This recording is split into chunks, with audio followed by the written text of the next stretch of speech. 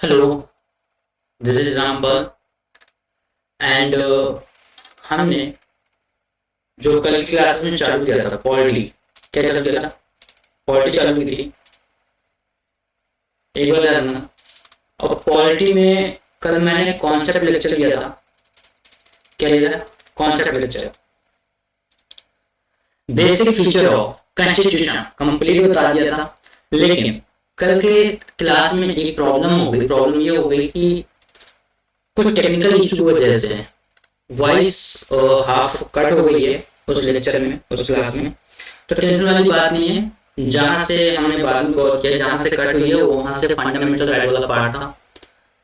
थोड़ा जो 13 और 360 की फाइट थी वो था। तो जब फंडामेंटल राइट की बातें आएंगी तो हम उसमें क्लियर करा देंगे जब हमारा कल नेक्स्ट कॉन्सेप्ट लेक्चर आएगा तब। साथ में हम चला रहे थे एम लक्ष्मीकांत। मैंने बोला था पॉलिटी को दोनों टाइप से कराएंगे। पहला बोला था कि जो पॉलिटी होगी वो कॉन्सेप्ट के बेसिस पर भी होगी, और दूसरी बात हमने ये बोली थी कि एम लक्ष्मीकांत के बेसिस पर, यानी एम लक्ष्मीकांत सर की जो बुक है वो पूरी बुक कंप्लीट होगी।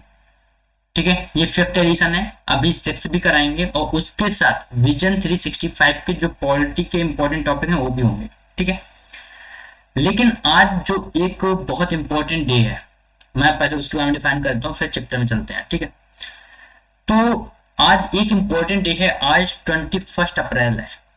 क्या है? 21 अप्रैल है। आज का डे सिविल सर्विसेज के लिए बहुत मायने रखता है, क्योंकि आज सिविल सर्विसेज का इस्टेब्लिशमेंट डे है। बात समझ में आ रही? आज के दिन सिविल सर्विसेज का गठन बोलो। एक तो सिविल सर्विसेज का इतिहास बहुत बड़ा रहा है। अगर मैं एक थोड़ा और भी, ज्यादा नहीं जाएंगे, हल्का सा और ले जाएंगे।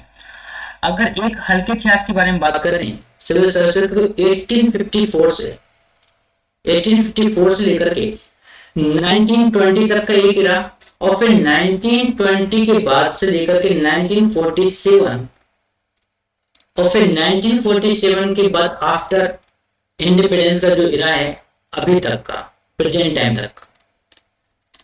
ये अगर इस टाइप से देखोगे तो सिविल सर्विसेज का एक अलग ही इतिहास देखने को मिलता है कि जब 1854 से पहले, अगर इसके बिफोर देखो तो जो डायरेक्टर होते थे ईस्ट इंडिया कंपनी के, ईआईसी के जो डायरेक्टर होते थे, वो क्या करते थे? वो सिविल सर्वेंट को अपॉइंट करते थे अपने मन से। वो चाहे तो ब्रिटिश को अपॉइंट करें, जैसे चाहे उसे अपॉइंट कर सकते थे, उनके पास पावर थी।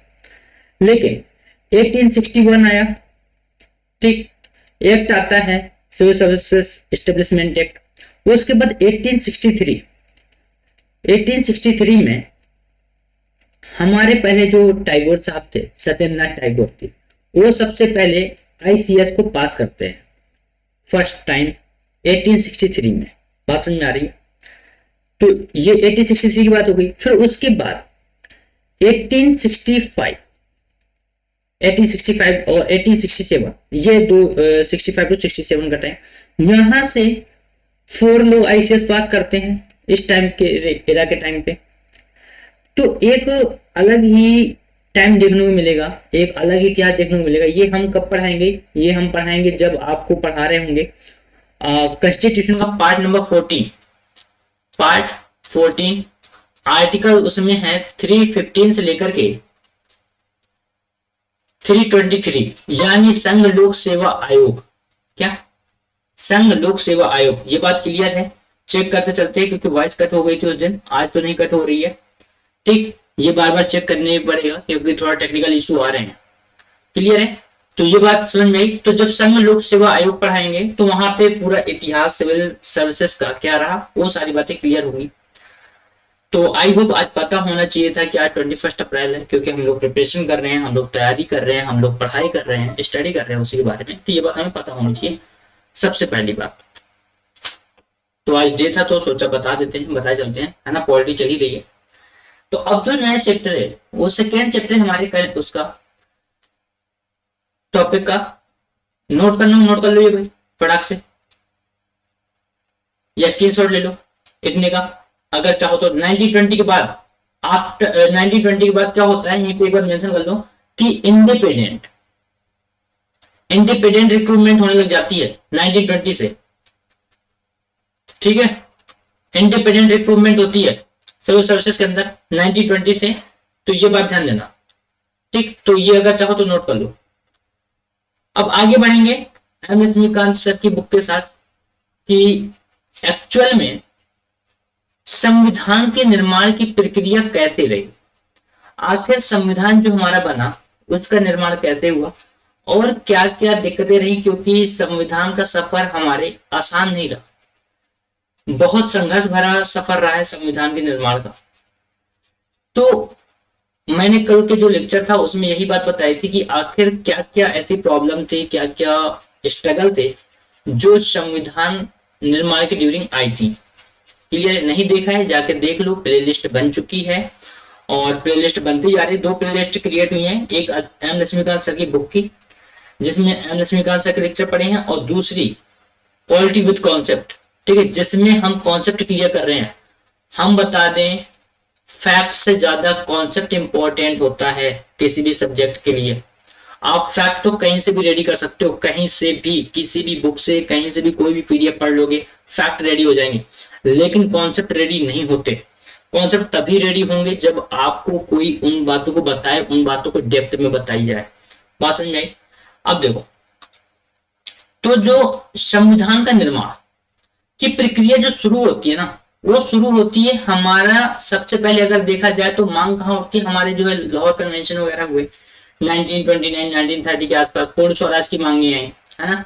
लेकिन जो संविधान सभा की मांग की जाती है वो 1934 में आती है।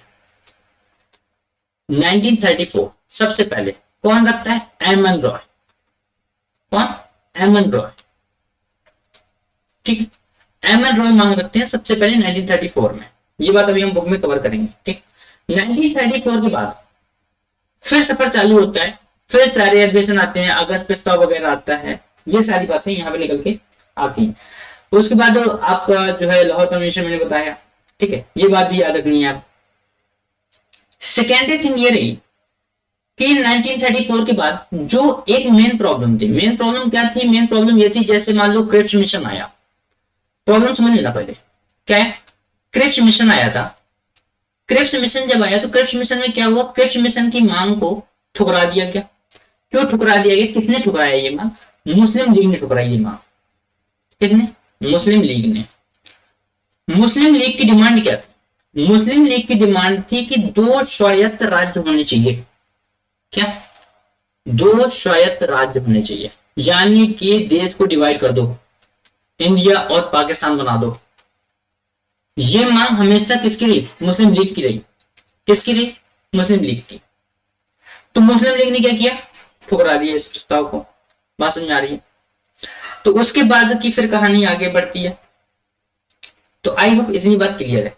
तो अब देखते हैं बुक में क्या बोला गया है, आखिर बुक क्या कह रही है, ये बात यहाँ पे देखने की जरूरत है।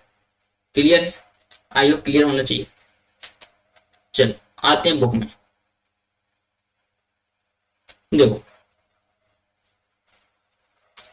संविधान की मांग। क्या? संविधान की मांग। सबसे पहली बात, जो संविधान सभा की मांग थी वो किसने की? अभी जैसे मैंने बताया 1934 में किसने की थी? एम एन रॉय ने। किसने? M N Roy.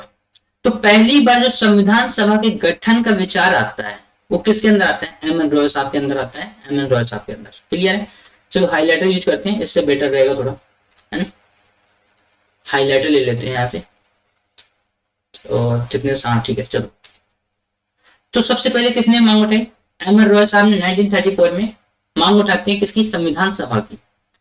रॉय भारत में वामपंथी आंदोलन के प्रखर नेता थे। 1935 में राष्ट्रीय भारतीय कांग्रेस ने पहली बार भारत के संविधान के निर्माण के लिए आधिकारिक रूप से संविधान सभा के गठन की मांग की थी। पहली बार ऑफिशियली जब कांग्रेस ने मांग उठाई, जब कांग्रेस ने डिमांड की ऑफिशियली, वो कब? वो 1935 था। क्या था वो? 1935। हाईलाइट करते जाना भाई। आप लोग हाथ में भी बुक होगी, नहीं है स्क्रीनशॉट लेते जाओ, क्योंकि जो इसमें चीजें इंपॉर्टेंट नहीं है वो मैं स्किप कराऊंगा। ठीक है। फिर 1938 में भारतीय राष्ट्रीय कांग्रेस की ओर से पंडित जवाहरलाल नेहरू ने घोषणा की कि स्वतंत्र भारत के संविधान का निर्माण वयस्क मताधिकार के आधार पर चुनी गई संविधान सभा द्वारा किया जाएगा। यानी कि किस बात की बात आई कि अगर संविधान सभा का निर्माण होगा, अगर संविधान की प्रोसीजर की प्रक्रिया आगे बढ़ेगी, तो वो केवल जो संविधान सभा चुनी जाएगी, जो संविधान सभा चुनी जानी है, वो संविधान सभा वयस्क मताधिकार के बेसिस पर चुनी जाएगी। पहली बात यहाँ पर पंडित जवाहरलाल नेहरू जी ने रखी। अब देखो, पंडित जवाहरलाल नेहरू जी ठहरे कैसे नेता? समाजवादी सोच के नेता, ठीक है। यहाँ पर अहमद रॉय कैसे ठहरे? वामपंथी आंदोलन के प्रखर नेता रहे। तो कहीं ना कहीं आप जब देखोगे, जब बेसिक फीचर वाला जब आप स्टडी करोगे, तो आपको मिलेगा कि कहीं ना कहीं सोच में, आइडियोलॉजी में कॉन्ट्राडिक्ट देखने को मिलता है। अभी जब फंडामेंटल राइट का चैप्टर आएगा, पार्ट 3 पढ़ाएंगे, तो उसमें हम डिफाइन करेंगे 13 और 368 को लेकर के कि क्या कॉन्ट्राडिक्ट रहे हैं, ठीक है। तो ये बात क्लियर है। किस पे डिमांड हुई? वयस्क मताधिकार। अब देखो, वयस्क मताधिकार क्या होता है? वयस्क मताधिकार का मतलब होता है कि एक एज फिक्स कर दो जिस एज में इंसान मेच्योर हो जाता है। तो जो सबसे पहले वयस्क मताधिकार की एज फिक्स की गई थी वो थी 21 ईयर। कितनी थी? 21 ईयर, क्लियर, 21 साल थी। लेकिन जब 61वां संविधान संशोधन आया 1989 में, कब आता है? 1989 में 61वां संविधान संशोधन जब आया, 61th कॉन्स्टिट्यूशनल अमेंडमेंट, 61st, ठीक है, कॉन्स्टिट्यूशनल अमेंडमेंट जब आया, तो वहां पे ये डिमांड रखी गई कि जो है इसकी एज घटा दी जाए। क्या कर दी? घटा दो एज को। कितनी कर दी गई? 21 से 18 ईयर कर दी गई। क्या बात क्लियर हो रही है? वयस्क मताधिकार का मतलब क्या है? वयस्क मताधिकार का मतलब होता है कि सब कोई वोटिंग नहीं कर सकता। कोई 10 साल का बच्चा है वो भी वोटिंग के लिए नहीं चला जाएगा। अगर वयस्क मताधिकार ना होता तो फिर ये मैटर आ जाता कि भाई हमारे बच्चों को भी वोट का राइट दो। 5 साल का है तो भी वोट डलाएंगे, 3 साल का है तो भी वोट डालने जाएगा। तो ये कॉन्स्टिट्यूशनली राइट नहीं है। एक एज के बाद जहां से इंसान मैच्योर होता है, उस स्टेज के बाद ही वयस्क मताधिकार को रखा जाता है। तो पहले जो रखा गया था वो रखा गया था 21 साल, 21 ईयर थी। और उसके बाद जो 61st कॉन्स्टिट्यूशनल अमेंडमेंट हुआ, 61वां संविधान संशोधन, उसमें कौन क्या क्या दिया गया? 21 से कम करके एज इससे डिक्रीज कर दी गई थी। और कितनी कर दी गई थी? 18 ईयर। क्लियर है? क्लियर है क्या ये बात? मैंने बोला कॉपी पेन लेके बैठे। अगर बुक नहीं है तो कॉपी पेन लेके बैठे, चीजों को नोट डाउन करें। बात समझ में आ रही है? और ये क्लास केवल सिविल के लिए नहीं है, हर एग्जाम पॉइंट ऑफ व्यू से इंपॉर्टेंट है। मैं बताऊंगा कहां पर किस एग्जाम में किस टाइप का क्वेश्चन पूछा जा सकता है। आई होप बात क्लियर होगी। आगे बढ़े। वयस्क मताधिकार क्लियर हो गया होगा क्या होता है। और 61st कॉन्स्टिट्यूशनल अमेंडमेंट ये भी याद रखना है, 1989 में आया था ये। चलिए आगे बढ़ते हैं, ठीक है। क्लियर है ये बात? आई होप ये बात क्लियर होनी चाहिए। कुछ ज्यादा बन गया क्या? लग तो रहा है। कहाँ गए भाई? एक minute, I am so sorry for that, but PDF है, हो जाता है बाई चांस, है ना, हो जाता है। चलो आते हैं आगे। अब देखना, ये बातें होगी। उसके बाद क्या बात है, नेहरू जी ने जो मांग की, इस मांग को अंत ब्रिटिश सरकार ने सैद्धांतिक रूप से स्वीकार कर लिया था। इस मांग को स्वीकारा गया और सन 1940 में अगस्त प्रस्ताव के नाम से जाना जाता है। किस प्रस्ताव से? अगस्त प्रस्ताव।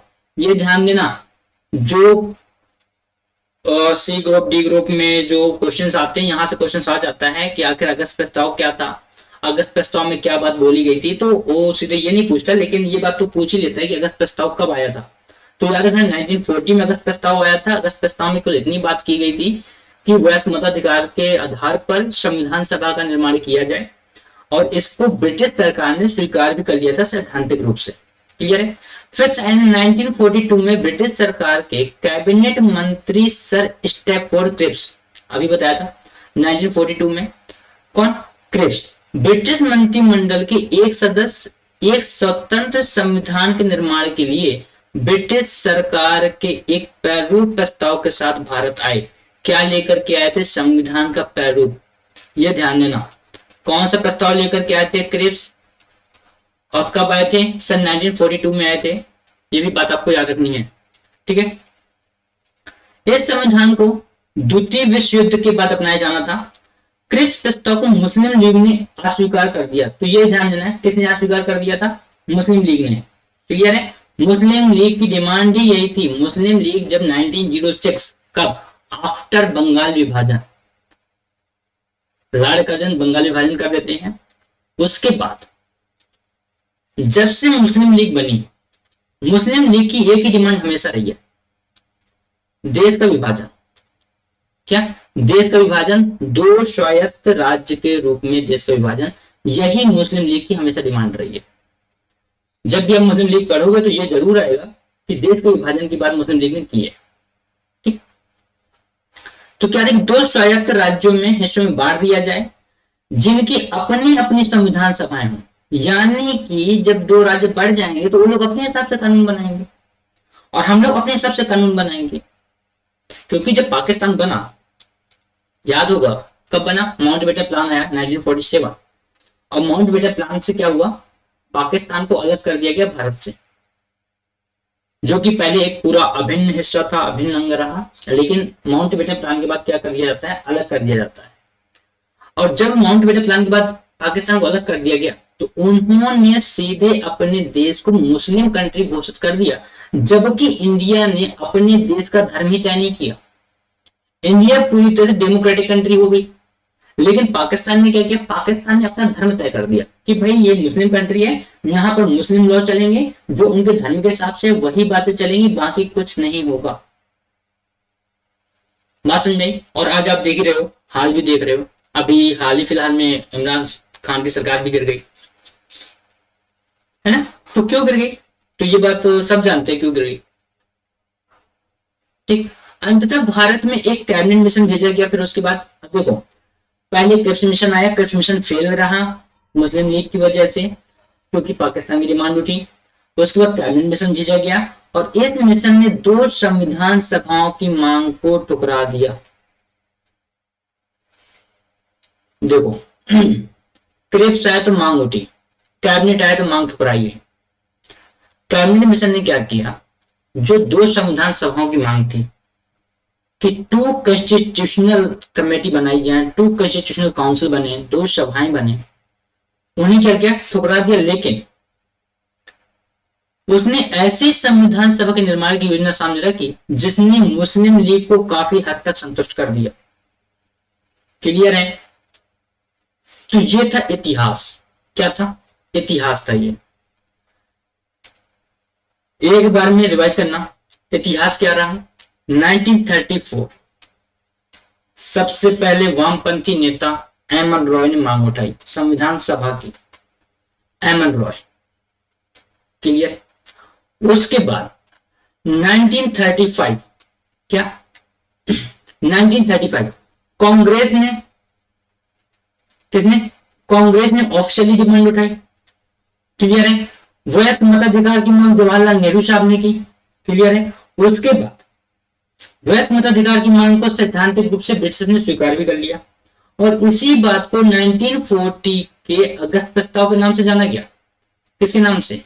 अगस्त प्रस्ताव के नाम से। क्लियर है? ये बात हुई। उसके बाद बात क्या हुई? उसके बाद बात हुई कि क्रिप्स मिशन आया। क्रिप्स मिशन आया। क्लियर है? क्रिप्स मिशन ने क्या कहा कि संविधान सभा का जो प्रारूप था वो लेकर के आए और उसे कब सेकेंड वर्ल्ड वॉर के बाद लगाया जाना था, लेकिन मुस्लिम लीग ने अपोज किया। उसके बाद कैबिनेट मिशन आया। एक बार मैं रिवाइज करा रहा हूं जो पूरा इतिहास था। कैबिनेट मिशन आया। कैबिनेट मिशन ने क्या किया? दो संविधान सभाओं की मांग को तो ठुकरा दिया, लेकिन एक ऐसी संविधान सभा का निर्माण का वादा किया और योजना बनाई कि जिससे मुस्लिम लीग काफी हद तक संतुष्ट थे। तो ये था हमारा एक हिस्टोरिकल पार्ट, संविधान सभा की डिमांड का संविधान सभा की मांग। क्या था? हिस्टोरिकल पार्ट था ये। आई वो बात क्लियर होगी। आगे बढ़ते हैं। तो अब जो संविधान सभा का गठन था वो कैसे हुआ? सबसे बड़ी बात क्या? संविधान सभा का गठन कैसे हुआ, सबसे बड़ी बात। चलो अब देखो संविधान सभा गठन, कैबिनेट मिशन योजना द्वारा सुझाए गए प्रस्तावों के तहत नवंबर 1946 में संविधान सभा का गठन हुआ पहली बार। याद रखना, कैबिनेट मिशन ने जो योजना बताई उसमें नवंबर 1946 में, कब, नवंबर 1946 में संविधान सभा का गठन होता है, पहली बार गठन होता है। अब देखो संविधान सभा में जो कुल सदस्यों की संख्या थी वो थी 389। क्या थी, कितनी थी, 389। अगर ये डेटा याद हो, एक बात ध्यान देना, अगर याद हो तो भी ठीक, न याद हो ज्यादा प्रेशर मत लेना। बात समझ में आ रही है, याद हो तो भी ठीक, ना हो प्रेशर मत लेना बस। लेकिन जो हिस्टोरिकल ईयर्स हैं बैकग्राउंड के उन्हें याद रखना, कौन कौन, 1934, 1935, 1940 अगस्त प्रस्ताव, उसके बाद कृषि मिशन 1942 और फिर उसके बाद कैबिनेट मिशन, ये याद रखना केवल। आई होप बात क्लियर हो, आई होप बात क्लियर होगी। चलो क्लियर है तो आगे बढ़ते हैं। इनमें से जो 389 रियासतें थी, रियासतें नहीं सॉरी, जो सदस्य संख्या थी, उनमें से 296 सीटें ब्रिटिश भारत से आई। अब जो ब्रिटिश भारत का मतलब क्या है, ब्रिटिश भारत का मतलब होता है कि जहां जहां जिस एरिया में ब्रिटिश ने ऑक्यूपाई कर रखा था, वैसे ऑक्यूपाई तो पूरा देश ही कर रखा था। बात समझ आ रही है, क्या कर रखा था, पूरा देश ही ऑक्यूपाई कर रखा था। लेकिन तब भी कहीं ना कहीं जो देशी रियासतें थी थोड़ी बहुत वो हलचल में थी, वो उस टाइम पे फॉर्म में चल रही थी, ऐसा मान लो, ठीक। और 93 सीटें देशी रियासतों को आवंटित की जानी थी। बात समझ में, कितनी, 93। तो पहली बात क्या ध्यान देनी है, पहली बात टोटल सीटें 389 थी, उसके बाद 296 सीटें, 296 सीटें कहां से, ब्रिटिश भारत से हैं, और 93 सीटें देशी रियासतों से हैं, ठीक।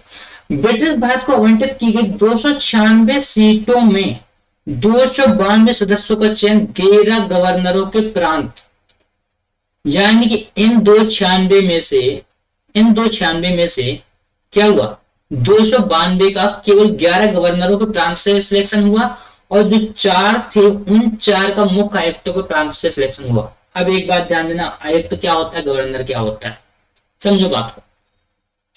जैसे मान लो हमारा यूपी है, क्या है, यूपी है, यूपी में गवर्नर होगा। बात समझ आ रही है, यूपी में कौन, गवर्नर। एक एग्जांपल ना, ब्रिटिश टाइम पे ध्यान देना, ब्रिटिश टाइम पे यूपी में का गवर्नर, जैसे बंगाल में गवर्नर, ठीक।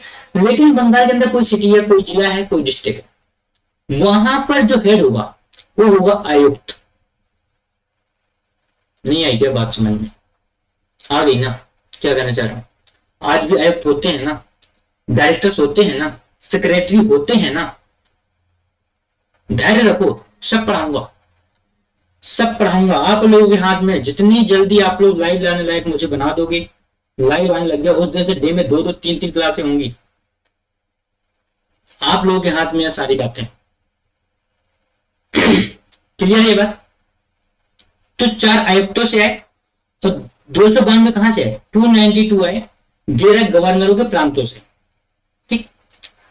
अब देखो मुद्दे की बात क्या रही, हर प्रांत व देशी रियासतों को उनकी जनसंख्या के अनुपात में सीटें आवंटित की जानी थी, यानी कि पॉपुलेशन रेशियो को फोकस किया जाना था।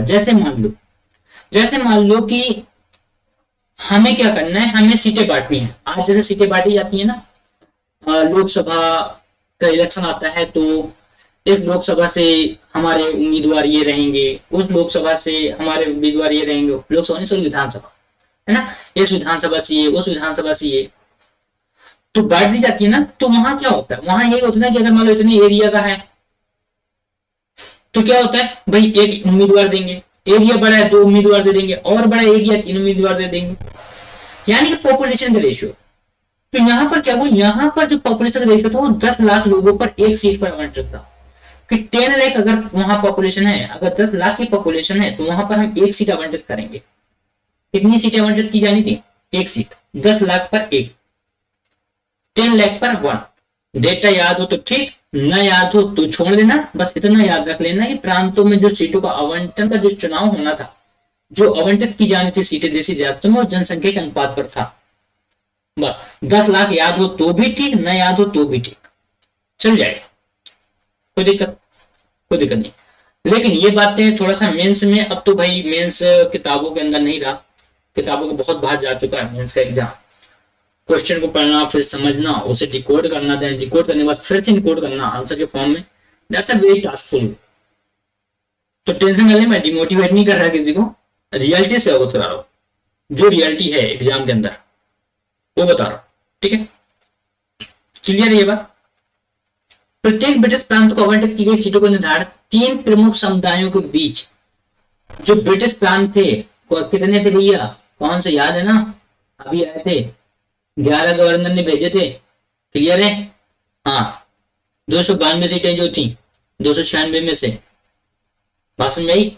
तो 3 प्रमुख समुदायों में बांटी गई 296 सीटों। कौन कौन से समुदाय थे वो, मुस्लिम था, सिख था और सम्मान। अब देखो यहाँ पे मुस्लिम, सिख व सम्मान, यानी मुस्लिम और सिख को छोड़ करके यहाँ पर सम्मान के अंदर सबको ले लिया गया, केवल 2 समुदायों को छोड़ दिया गया, एक मुस्लिम को छोड़ दिया गया और सिख को छोड़ दिया गया, ठीक है।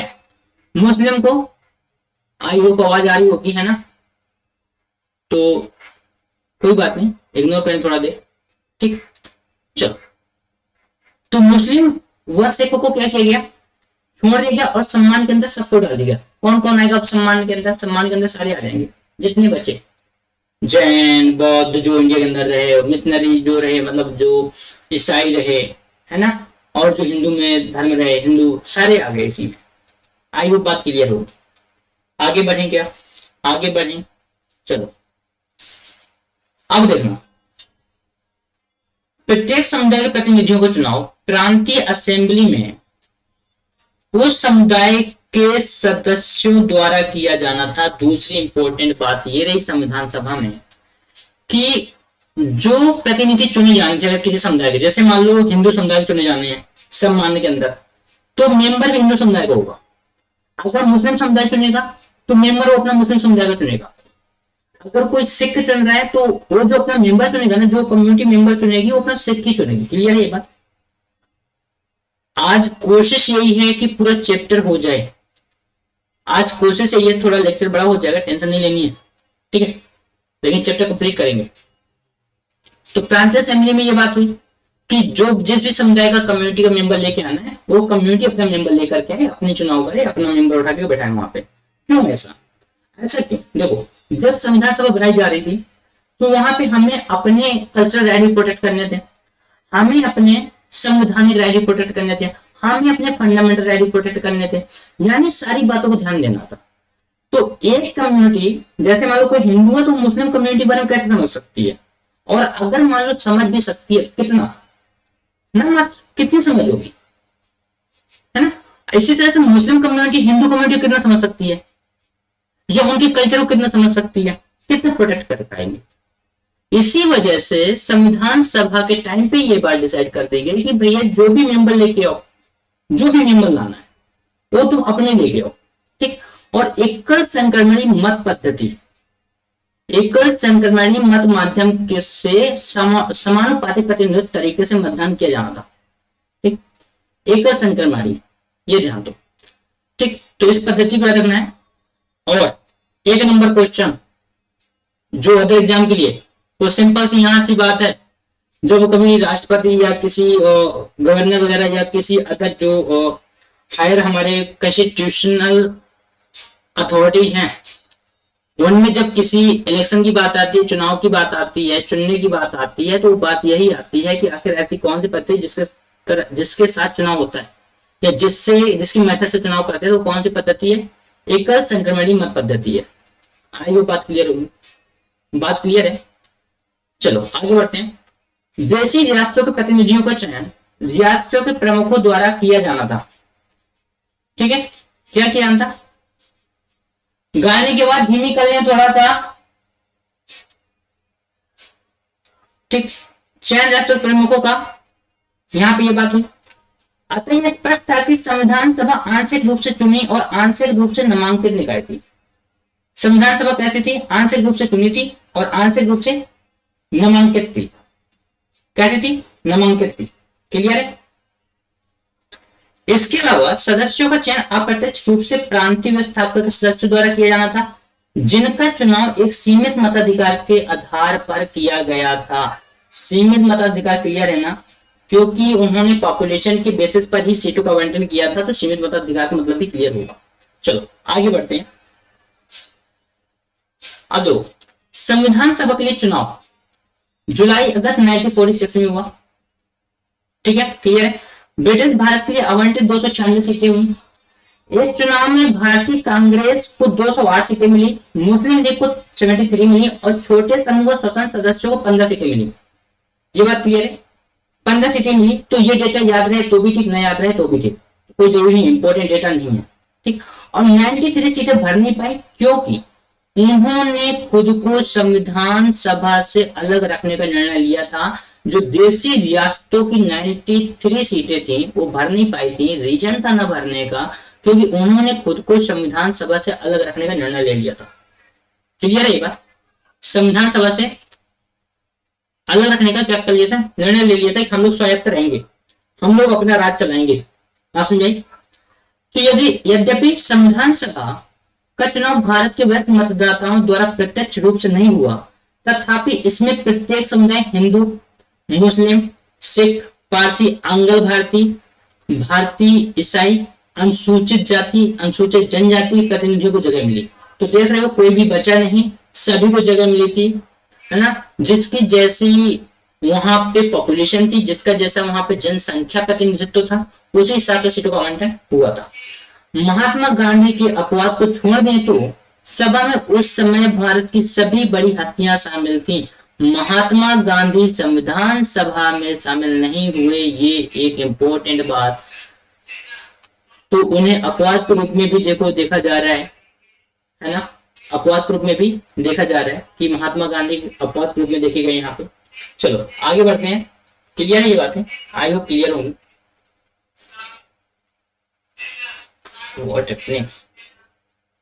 चलो अब देखो, अब बात आती है संविधान सभा की कार्यप्रणाली कहां से चालू हुई और कैसे चालू हुई, ये बात ध्यान देते हैं। संविधान सभा की कार्यप्रणाली, तो संविधान सभा की पहली बैठक 9 दिसंबर 1946 को हुई। एक नंबर क्वेश्चन दिया यहां से। संविधान सभा की पहली बैठक, अंतिम बैठक, जो अस्थायी अध्यक्ष थे, ये सारे 1 नंबर क्वेश्चन है, अभी आएंगे, कवर हो जाएंगे, ध्यान देना। मैंने बोला, पहली बार बोल दिया कि ये एक एग्जाम के पॉइंट ऑफ व्यू से क्लास नहीं है। कई एग्जामों को ये क्लियर कराने की क्लास क्षमता रखेगी और कई एग्जामों के लिए कंटेंट को यहाँ पे अवेलेबल कराया जाएगा, ये मेरा वादा है, प्रॉमिस है। ठीक। मुस्लिम लीग ने बैठक का बहिष्कार किया और अलग पाकिस्तान की मांग पर बल दिया। ठीक है, एक अलग पाकिस्तान की डिमांड उठी, इसलिए बैठक में केवल 211 सदस्यों ने हिस्सा लिया। कितने? 211, 211 सदस्यों ने हिस्सा लिया। फ्रांस की तरह इस सभा के सबसे वरिष्ठ सदस्य डॉक्टर सच्चिदानंद सिन्हा थे और ये अस्थायी अध्यक्ष चुना गया इन्हें। ठीक है, अस्थायी अध्यक्ष कैसे चुना गया? सच्चिदानंद सिन्हा को। ठीक है, सच्चिदानंद सिन्हा जी को अस्थायी अध्यक्ष चुना गया। क्यों? क्योंकि ये वरिष्ठ सदस्य थे, सबसे ज्यादा, सबसे बड़े थे, इस वजह से इन्हें अस्थायी चुन लिया गया, परमानेंट नहीं चुना गया। तो 1 नंबर क्वेश्चन पहली बैठक। दूसरा, अस्थायी अध्यक्ष किसे कहा जाता है, ये कौन थे, ये किन्हें चुना गया था? तो सच्चिदानंद सिन्हा।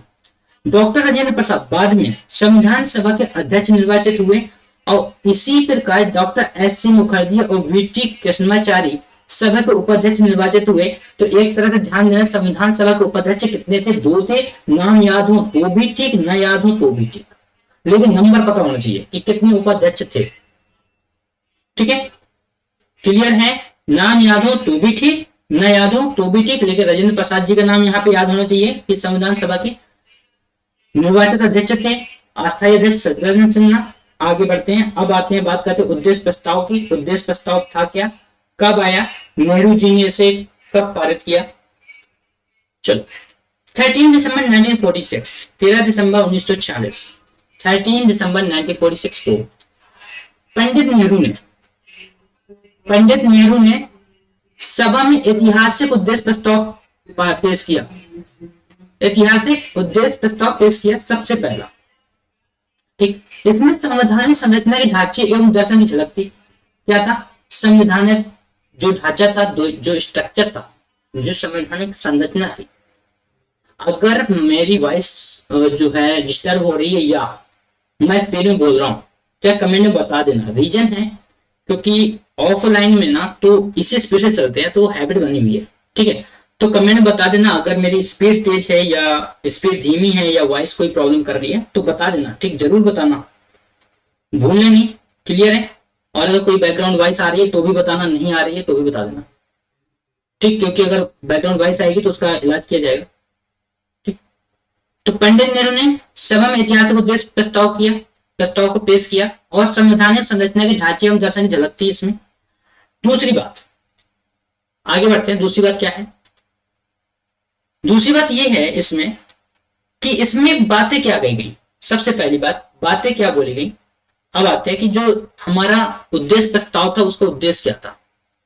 पहली बात जो उद्देश्य था, एक बात ध्यान देना, प्रीलिम्स में चाहे वो यूपीपीसीएस हो, एमपीपीसीएस हो, यूपीएससी हो या कोई भी एग्जाम हो, प्रीलिम्स के अंदर यहां से उद्देश्य प्रस्ताव की डेट के अलावा कुछ नहीं आता।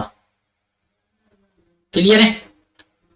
उद्देश्य प्रस्ताव की डेट के अलावा कुछ नहीं आता। दूसरी बात जो आती है वो ये है कि उद्देश्य प्रस्ताव में जो कभी मान लो यहां से कोई एक लाइन उठा के दे दी या इससे लाइन उठा के दे दी, तो एक इंपॉर्टेंट पॉइंट याद रखना, एक दो सारे मत याद करना, मेंस पॉइंट ऑफ व्यू से भाई बहुत इंपॉर्टेंट है।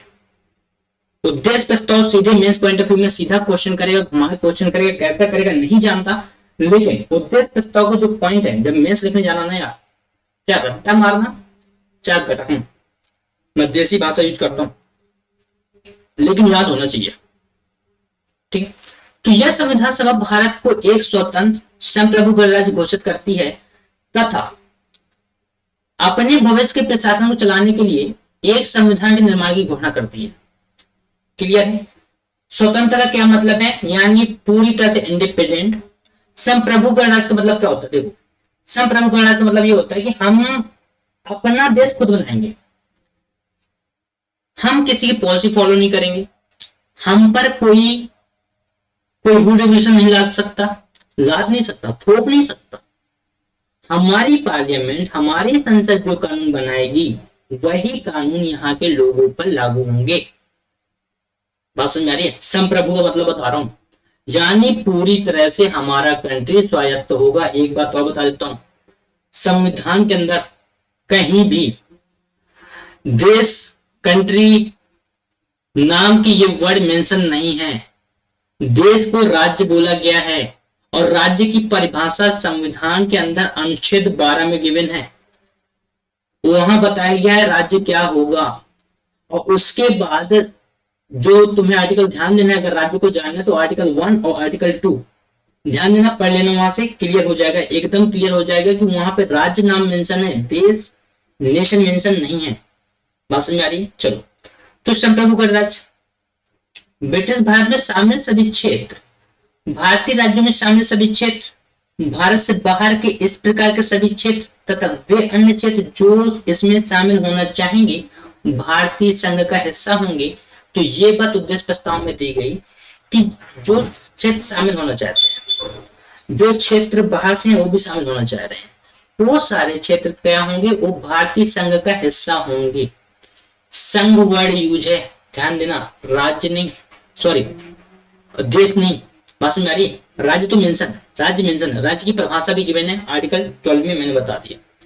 ठीक, तो संघ का हिस्सा होंगे, ये बात यहाँ पे पहले क्लियर हो जाए तो ज्यादा बेटर है। ठीक, उक्त वर्णित सभी क्षेत्रों तथा उनकी सीमाओं का निर्धारण संविधान सभा द्वारा किया जाएगा। जो संविधान सभा होगी वो वहां का क्या करेगी? सीमाओं का निर्धारण करेगी। क्लियर है? सीमाओं का निर्धारण करेगी, यानी कि जब परिसीमन आयोग आया, पढ़ाएंगे, परिसीमन आयोग आएगा तो बताएंगे क्या होता है और कितने सालों में गठित की जाती है और परिसीमन आयोग का काम क्या है।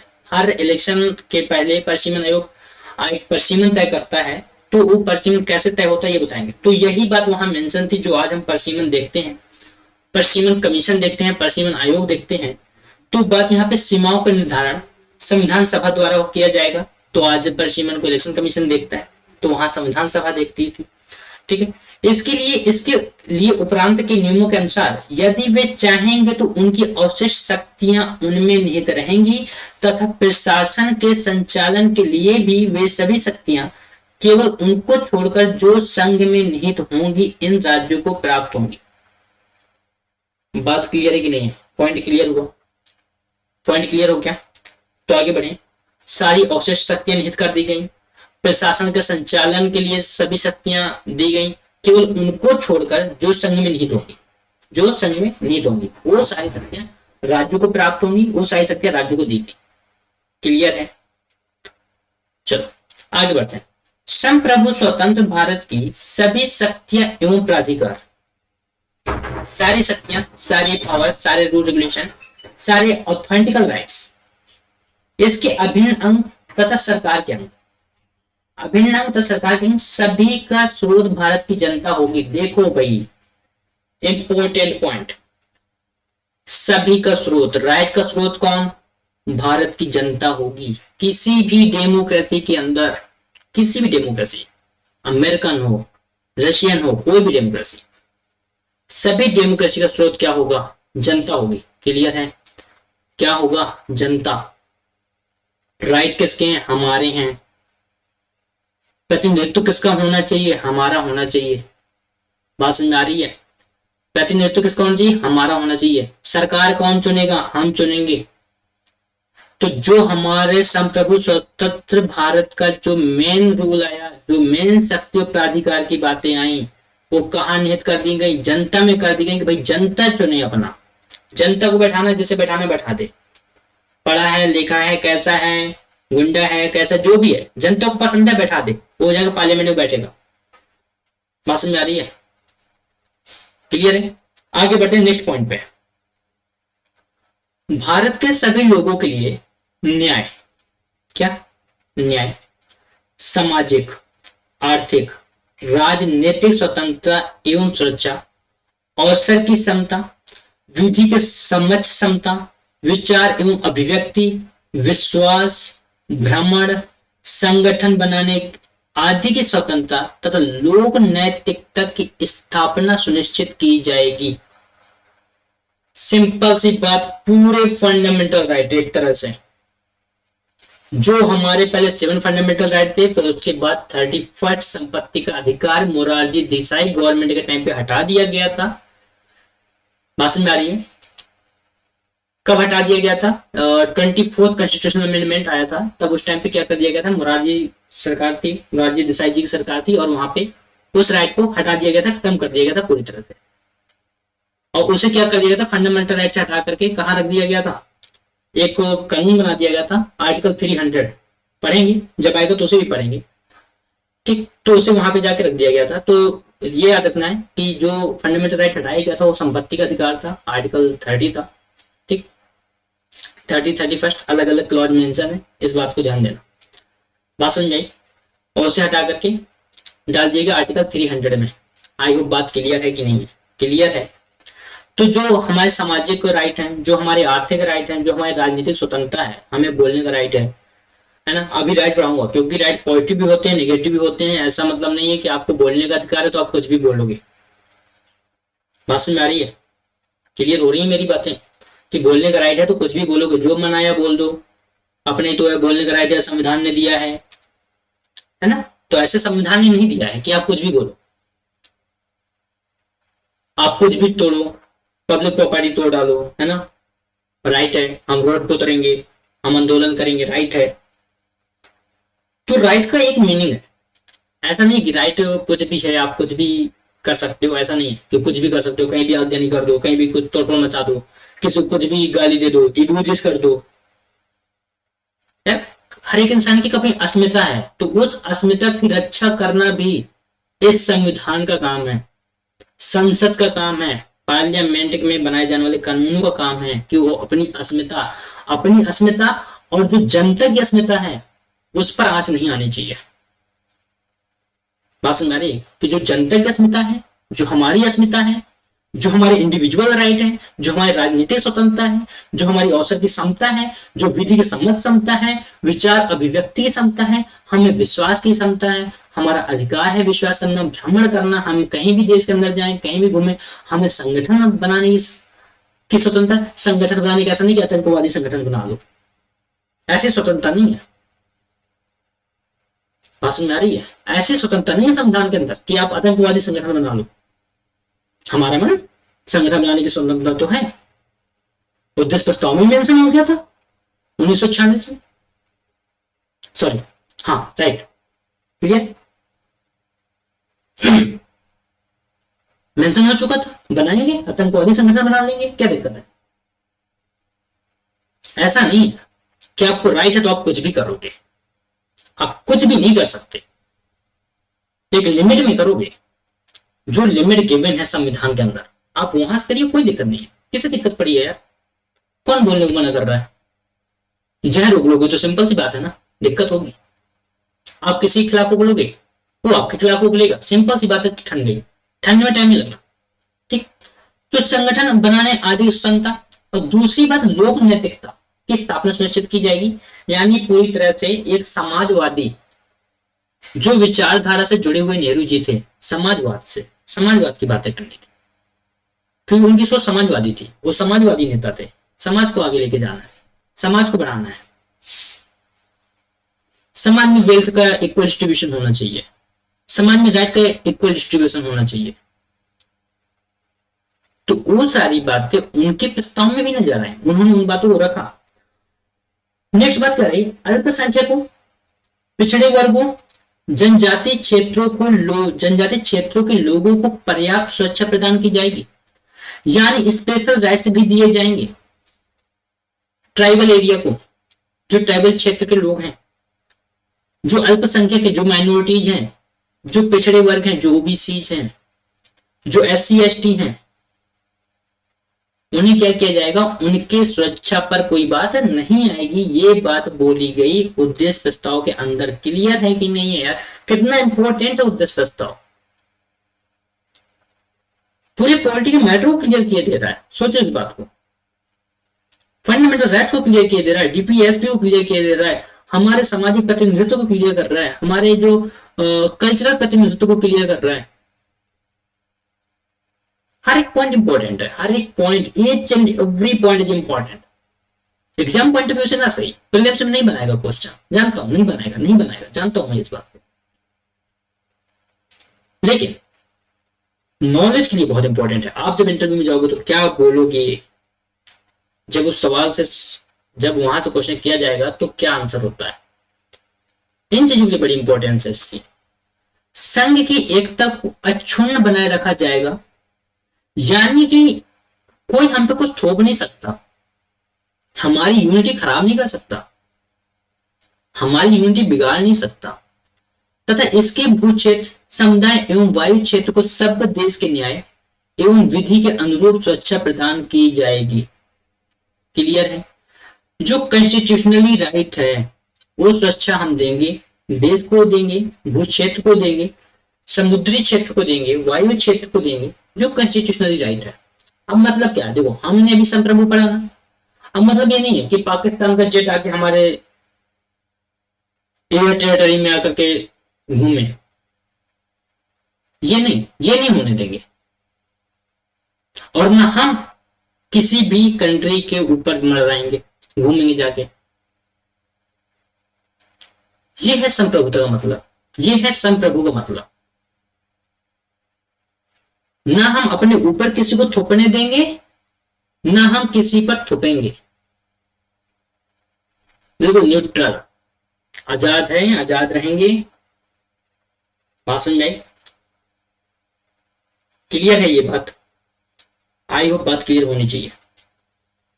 इस प्राचीन भूमि को विश्व में उसका अधिकार एवं उचित स्थान दिलाया जाएगा। विश्व शांति एवं मानव कल्याण को बढ़ावा देने के निमित्त उसके योगदान को सुनिश्चित किया जाएगा। अब देखो यहाँ पे क्या बात है, विश्व शांति की बात आई। अरे भारत तो स्टार्टिंग से कर रहा है विश्व शांति की बात। भारत के अंदर तो भाई डेमोक्रेसी स्टार्टिंग से थी, मानव कल्याण की बातें भारत कब नहीं की? हमेशा करता रहा। कब नहीं की भारत ने?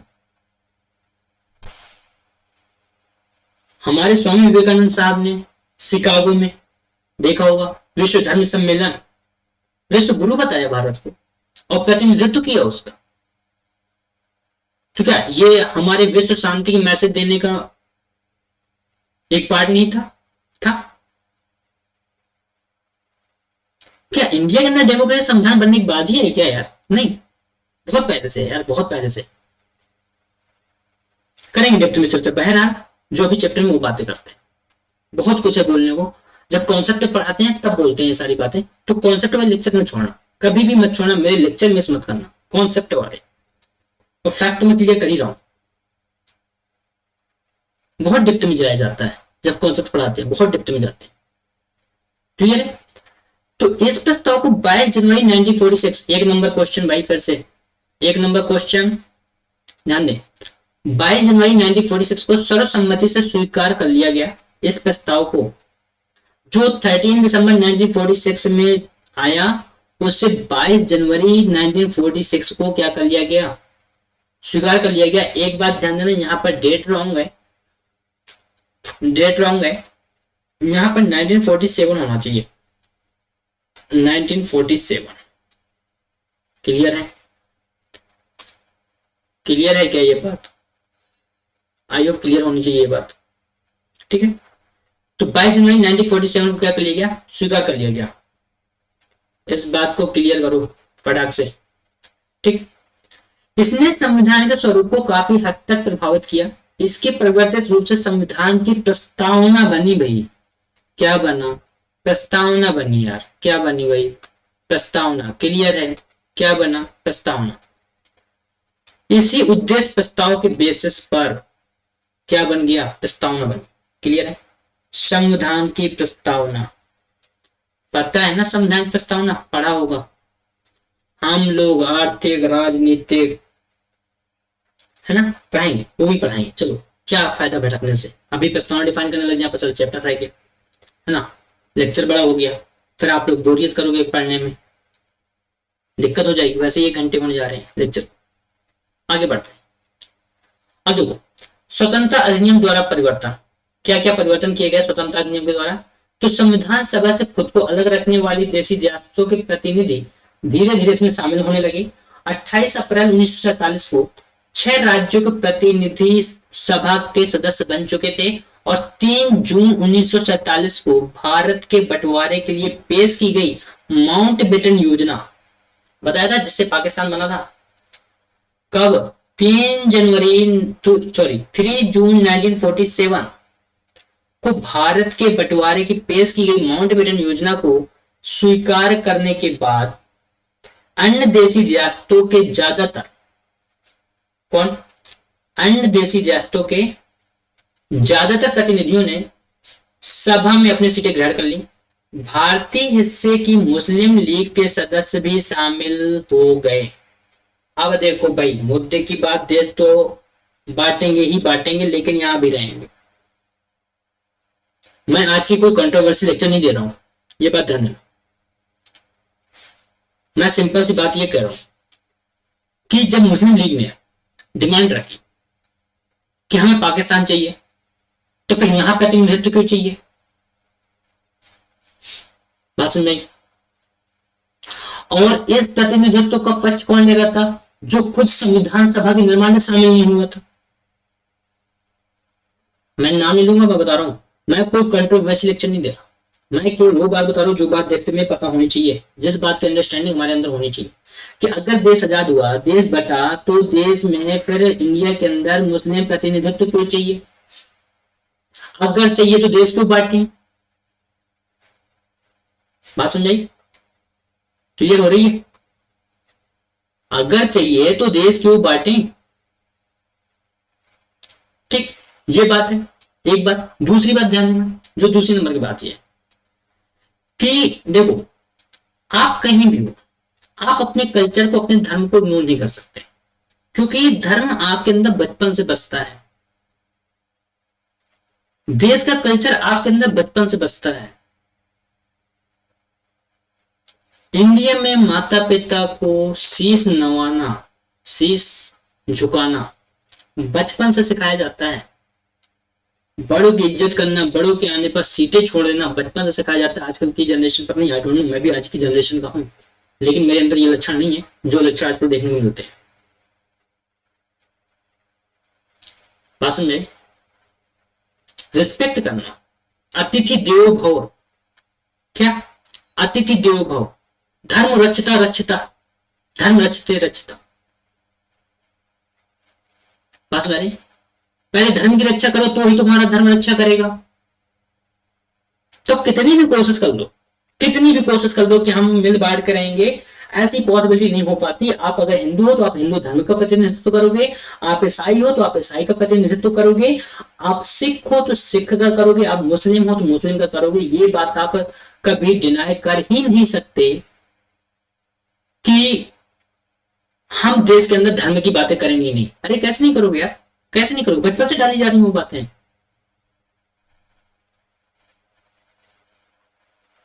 एक बोला हिंदू राष्ट्र बनाएंगे, एक बोला मुस्लिम राष्ट्र बनाएंगे। लोग अभी भी देश को बढ़ने की कगार पर खड़ा कर दिया।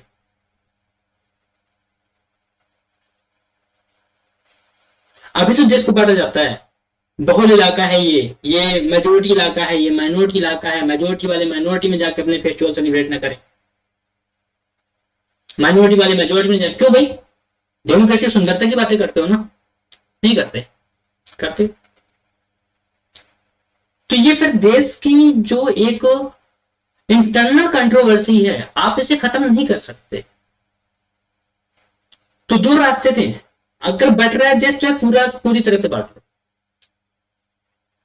लेकिन ऐसा हुआ नहीं या होने नहीं दिया गया। मैं इस बात पे बहस नहीं करूंगा और इस बात पे मैं कोई अपनी कमिटमेंट दूंगा भी नहीं कि आगे चल के मेरा लेक्चर आगे जाए उसके बाद फिर कंट्रोवर्सी का शिकार हो।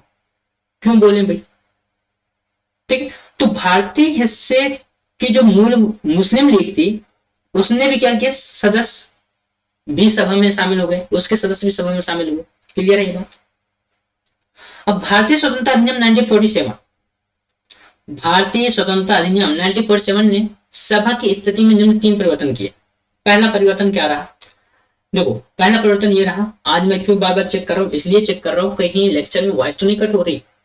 कल कट हो गई थी, मुझे कमेंट भी आया तुरंत कि सर आवाज कट हो रही है। मैंने कहा चलो कल देख लेंगे, है ना, टेक्निकल इशू हो जाता है, टेक्निकल चीजें आप देख ही रहे। ठीक, 3 परिवर्तन किए। कौन कौन से पहले स्थिति में जो परिवर्तन थे वो समझना। सभा को पूरी तरह संप्रभु निकाय बनाया गया, जो स्वेच्छा से कोई भी संविधान बना सकती थी। ये बात पहले तय की गई कब, भारत स्वतंत्रता अधिनियम 1947 में। ठीक, इस अधिनियम ने सभा को क्या किया, 1 मिनट यार, ये कहीं भी कुछ भी क्लिक हो जाता है। ठीक है, ये देखो, हाँ, इस अधिनियम ने सभा को ब्रिटिश संसद द्वारा भारत के संबंध में बनाए गए किसी भी कानून को समाप्त करने अथवा बदलने का अधिकार दे दिया कि आप कोई भी कानून बना सकते हो, कोई भी कानून बिगाड़ सकते हो, हटा सकते हो, मिटा सकते हो, कोई भी कानून। आप संप्रभु हो, जो मन करे आप करो। ये राइट दे दिया गया संविधान सभा को। संविधान सभा एक विधायिका भी बन गई। आप देखो, अगर देश की पहली कोई संसद है ना, देश की पहली संसद तो संविधान सभा ही है। ये याद रखो कि अगर देश की कोई पहली संसद की बात करें तो कौन है, संविधान सभा ही देश की पहली संसद है, क्योंकि संविधान सभा ही विधायिका बन गई। और दूसरे शब्दों में बोला जाए, कहा जाए तो सभा को 2 अलग अलग काम सौंपे गए। पहला काम था स्वतंत्र भारत के लिए संविधान बनाना, पहला काम था स्वतंत्र भारत के लिए। दूसरा था देश के लिए आम कानून लागू करना, यानी कि आप भैया लेजिस्लेचर भी हो, आप एग्जीक्यूटिव भी हो, आप ही को बनाना है, आप ही को लागू करना है, जो माना है सो करो। ये किसने, ये बात कहां आई, स्वतंत्रता अधिनियम 1947 में आई। Independence act 1947, Indian independent act 1947 में बात आई। तो संसद हमारी पहली कौन, संविधान सभा। दूसरी बात, लेजिस्लेचर कौन, संविधान सभा। आम कानून लागू करेगा कौन, संविधान सभा। क्लियर है क्या? जुनून कम नहीं होना चाहिए, बात समझ में आ रही है? ना मेरे पढ़ाने का और ना अब आपके पढ़ने का जुनून, दोनों जब बराबर होंगे तभी इतिहास रचेंगे। अगर पता चला मैं जुनून में पढ़ाता गया, आप लोग मस्ती मारते गए, क्या फायदा यार, कहाँ इतिहास बनने वाला है? ना तो यहाँ इतिहास बनने वाला है ना वहां बनने वाला है, सीधी बात है। मैं चाहता हूं आज लाखों बच्चे पढ़ाऊं, जो नॉलेज अपनी शेयर कर सकूं, और आप, जुनून बहुत जरूरी होता है, बहुत जरूरी होता है बेटा लाइफ में, बहुत ज्यादा। ठीक, इन दोनों कार्यों को अलग अलग दिन करना था कि एक दिन कानून बनाएंगे, दूसरे दिन लागू करेंगे, दूसरे दिन बनाएंगे, तीसरे दिन लागू करेंगे, एक हफ्ते बनाएंगे, दूसरे हफ्ते में लागू करेंगे, फर्स्ट महीने में बनाएंगे, सेकेंड महीने में लागू करेंगे, अलग अलग डेट तय हुए।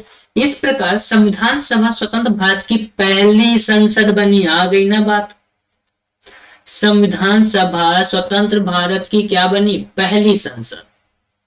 First parliament of independent India is constitution committee. ठीक है, who was the first parliament of India? तो constitution committee was the first parliament of India. English वालों क्लियर हो गया? इंग्लिश आती नहीं जाता मुझे, बड़े इंग्लिश में हाथ टाइट है मेरे। ठीक, तो संविधान सभा स्वतंत्र भारत की पहली संसद बन गई। जब भी सभा की बैठक संविधान सभा के रूप में होती, किसके रूप में? संविधान सभा के रूप में। तो इसकी अध्यक्षता कौन कर रहा था? डॉक्टर राजेंद्र प्रसाद कर रहे थे। और जब यही बैठक बतौर विधायिका होती तो इसकी अध्यक्षता जीवी मावलंकर करते थे। कौन? जीवी मावलंकर। क्लियर है ये बात? तो पहले अध्यक्ष जो आंसर दिया जाता है जीवी मावलंकर बताया जाता है। रीजन है क्योंकि मोस्टली वो क्वेश्चन विधायिका के केस में ही होता है, संविधान सभा की बैठक के केस में क्वेश्चन नहीं होता है। अगर संविधान सभा की बैठक के केस में क्वेश्चन है तो बड़ा रेयर होता है, और अगर नहीं है तो पूछा जाता है कि संविधान सभा के पहले अध्यक्ष कौन थे, तो सीधी सी बात है मार दिया जाता है जीवी मावलंकर साहब थे, तो पहले संविधान सभा के अध्यक्ष। तो अगर कंडीशन गिवन है तो डॉक्टर राजेंद्र प्रसाद लगाएं। अगर संविधान सभा की बैठक गिवन है, बैठक मतलब कि बैठना है, तो क्या लगाए? राजेंद्र प्रसाद, अदरवाइज जीवी मावलंकर। क्लियर है? संविधान सभा 26 नवंबर 1949 तक इन दोनों रूपों में कार्य करती रही, यानी विधायिका के रूप में भी कार्य करती रही और कार्यपालिका के रूप में भी कार्य करती रही, कि भैया लेजिस्लेचर भी हम, एग्जीक्यूटिव भी हम, जो करना है हमें वो करना है। जैसे एग्जांपल, कंटेंट मुझे देना है, टेंशन मत लो, लाना भी हमें है, हम ही लाएंगे यहाँ पे पूरा syllabus, full preparation, free of cost, कोई पेड कोर्स लॉन्च नहीं होगा, कोई भी नहीं, ना कभी, वादा है मेरा ये। ठीक, तो इस समय तक संविधान निर्माण का कार्य पूरा हो चुका था। कब? 26 नवंबर 1949। एक नंबर क्वेश्चन, 26 नवंबर 1949 कब काम पूरा हुआ संविधान सभा का?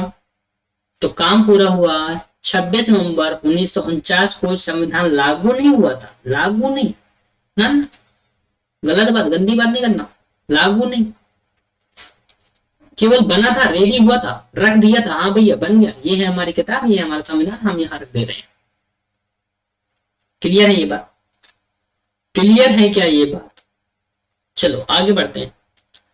मुस्लिम लीग के सदस्य, अब देखो भैया, मुस्लिम लीग के कौन सदस्य? पाकिस्तान में शामिल हो चुके क्षेत्रों से संबंध सदस्य जो पाकिस्तान में शामिल हो गए थे, अब वो क्या हुआ? वो अलग हो गए।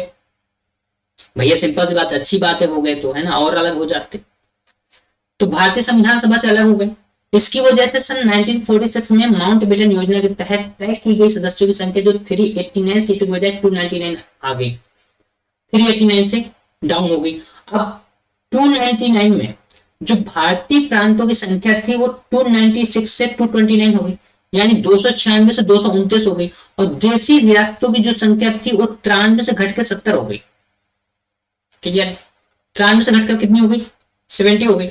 31 दिसंबर 1947 को राज्यवर सदस्यता को अध्याय के अंत में, ये सारी बातें बकवास वाला काम रहने दो, ठीक, ये जानना। तो डाटा याद हो तो भी ठीक, न याद हो तो भी ठीक, छोड़ो इसे। क्लियर है? आगे बढ़ते हैं। अन्य कार्य देखो, हाँ भैया, 1 number question, 2 number question, prelims, mains, बाकी जितने भी एग्जाम है सबके लिए ये क्वेश्चन रहे। संविधान के निर्माण और आम कानूनों को लागू करने के अलावा संविधान सभा ने निम्न कार्य भी किए। कौन कौन से कार्य? पहला कार्य, इसने मई 1949 में राष्ट्रमंडल में भारत की सदस्यता का सत्यापन किया। अब ये राष्ट्रमंडल क्या था पता है? जानते हो? कॉमनवेल्थ सुना होगा, नाम तो सुना ही होगा बॉस, है ना? क्या? कॉमनवेल्थ। ये एक ऐसा संगठन बनाया गया था कि जहां जहां ब्रिटिशर्स ने अपनी कॉलोनी बनाई है, क्या बनाई? कॉलोनी, उन देशों को शामिल कर दो, खेल के नाम पे जैसे भी करना है कर दो, ताकि पता चलता रहे कि हाँ हमने आया राज किया है। मेन मोटो समझ लो कॉमनवेल्थ का, मेन मोटो था ये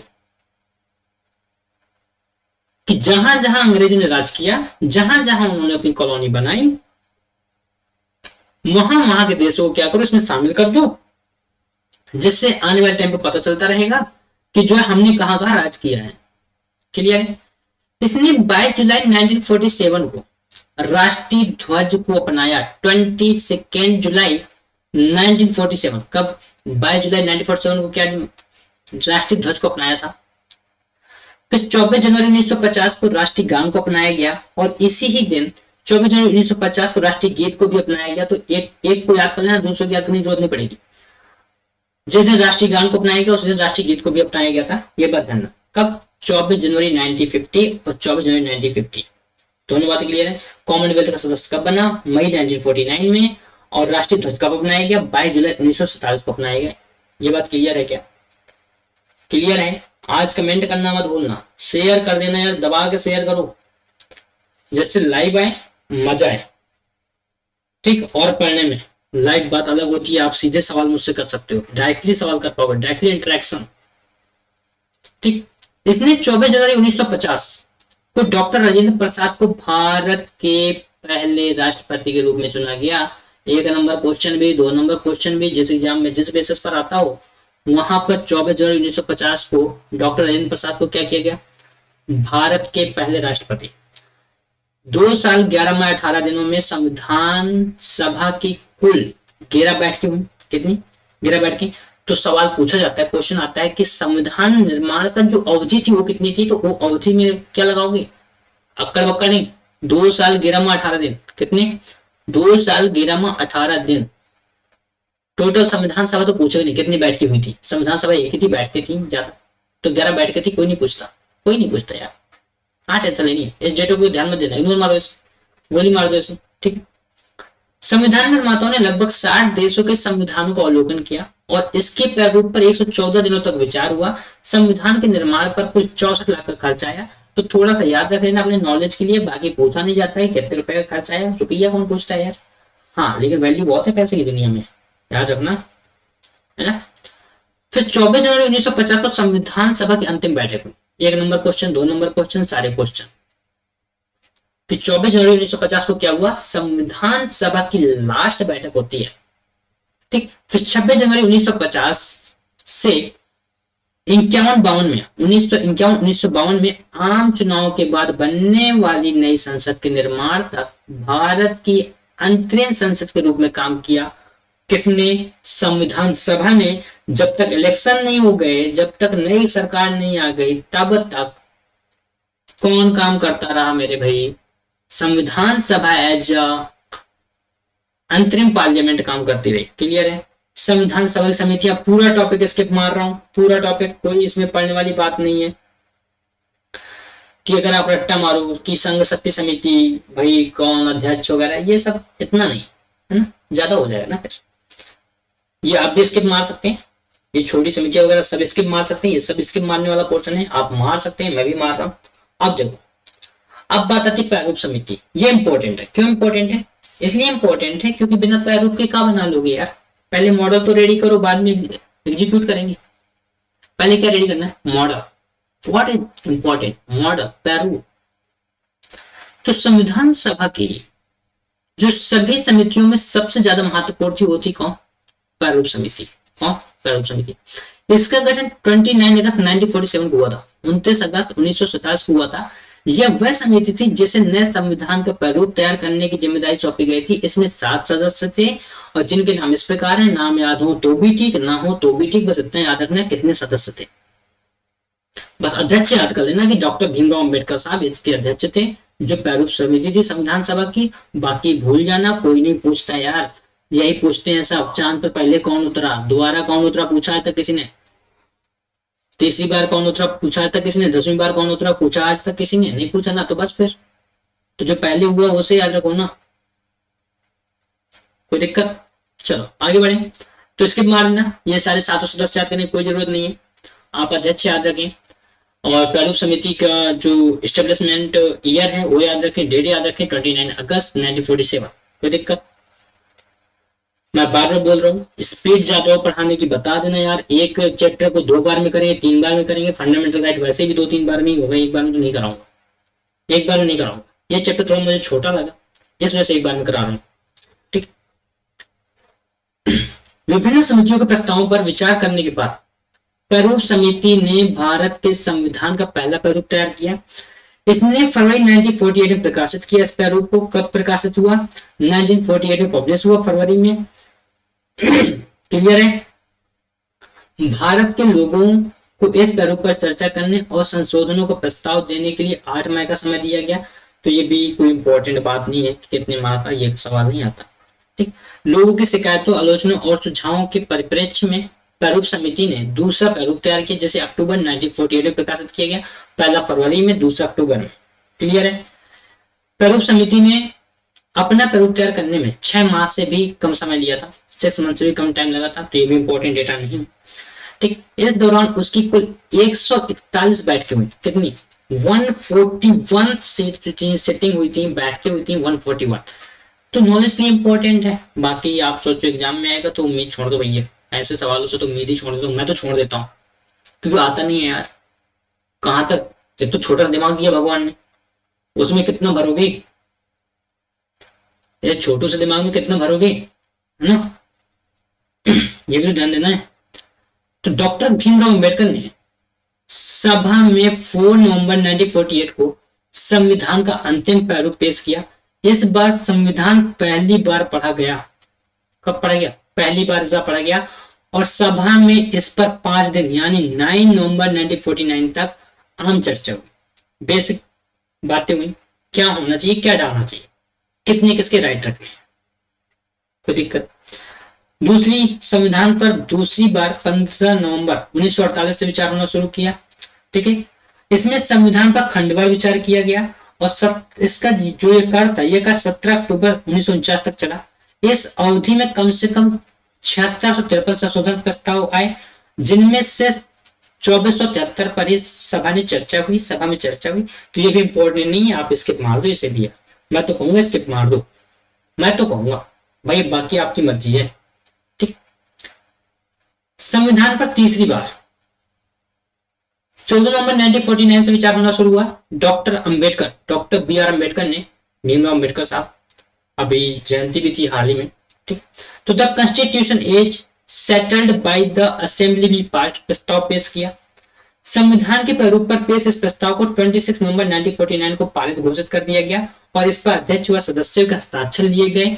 सभा में कुल 299 सदस्यों में से उस दिन कुल 284 उपस्थित थे, जिन्होंने संविधान पर हस्ताक्षर किए। संविधान की प्रस्तावना में 26 नवंबर 1949 का उल्लेख उस दिन के रूप में किया गया जिस दिन भारत के लोगों ने संविधान सभा में संविधान को अपनाया, ठीक है, और लागू किया, स्वयं को संविधान सौंपा।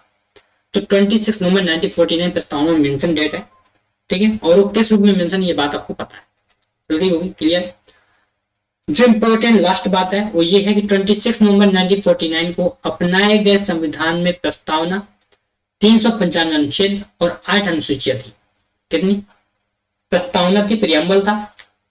थोड़ा सा आज के टाइम की कंपेयर कर लेते हैं, यहाँ पे क्या क्या थी भाई?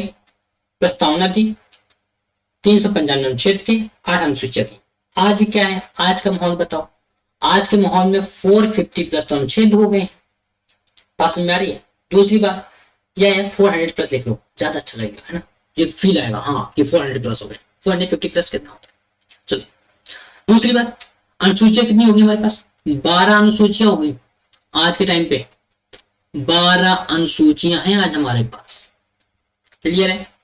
अब भाग तो पता ही होंगे, 22। क्लियर है? चलो आगे बढ़े। कोई दिक्कत नहीं आता? कोई दिक्कत तो बता दो यार, बता देना कमेंट बॉक्स में कर देना। मजा ना आ रही हो पढ़ने में बता देना यार, कमेंट बॉक्स में पक्का बताना, ठीक है?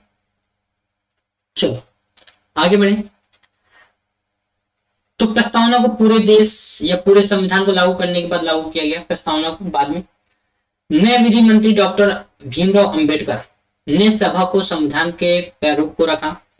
उन्होंने सभा के कार्यकलापों में बढ़ चढ़कर हिस्सा लिया। उन्हें अपनी तर्कसंगत और प्रभावशाली दलीलों के लिए जाना जाता था। उन्हें भारत के संविधान के पिता के रूप में भी जाना जाता है। तो याद रखना 1 नंबर 2 नंबर क्वेश्चन, क्या भारत के संविधान के पिता किसे कहा जाता है? तो है अंबेडकर साहब। Who was the father या who is the father of Indian Constitution? Doctor B R Ambedkar. वो डॉक्टर बी आर अम्बेडकर। कोई दिक्कत है क्या? बता दो, कोई दिक्कत? चल, इस महान लेखक, संविधान विशेषज्ञ, अनुसूचित जातियों के निर्विवाद नेता, जिनका कोई विवाद नहीं कर सकता, जिन्हें कोई अपोज में नहीं था, भारत के संविधान के प्रमुख शिल्पकार को आधुनिक मनु की संज्ञा भी दी जाती है। किसकी? आधुनिक मनु। 26 नवंबर 1949 को नागरिकता, चुनाव, तदर्थ संसद, अस्थायी व परिवर्तनशील नियम तथा छोटे शीर्षकों से जुड़े कुछ प्रावधान जैसे अनुच्छेद 5, 6, 7, 8, 9, 60, 324, 366, 367, 379, 380, 388, 391, 392 और 393 स्वतः ही लागू हो गए थे। तो ये इतने अनुच्छेद थे, इन्हें याद करने की जरूरत नहीं है क्योंकि सवाल आता नहीं है। बस मेरी सवाल आता नहीं है, स्वतः क्यों लागू होते? बाई चांस भूले भटके दर्शन मिल जाए तो यार बाई चांस के लिए आप इतना मेहनत करोगे, हद है यार। अब देखो, संविधान के शेष प्रस्ताव प्रावधान 26 नवंबर 1950 को लागू हुए। इस दिन को संविधान की शुरुआत के दिन के रूप में देखा जाता है और इसे गणतंत्र दिवस के रूप में मनाया जाता है। 1 नंबर 2 नंबर क्वेश्चन ध्यान दें, यहाँ से गणतंत्र दिवस के रूप में 1 नंबर 2 नंबर मैं इसलिए बोलता हूँ, गलत मतलब मत लेना, क्योंकि जो एग्जाम MCQ बस होते हैं, मेंस नहीं होता, तो उन एग्जामों में ऐसे ही क्वेश्चन आते हैं मोस्टली बेसिक। जैसे मान लो कोई 10th बेस एग्जाम है, 12th बेस एग्जाम है, तो इनमें ऐसे क्वेश्चन आते हैं। इस वजह से मैं 1 नंबर 2 नंबर क्वेश्चन बोल देता हूँ, बाकी रॉन्ग सेंस में मत लेना, है ना। इस दिन को संविधान की शुरुआत के रूप में इसलिए चुना गया क्योंकि इसका अपना ऐतिहासिक महत्व है। इसी दिन 1930 में भारतीय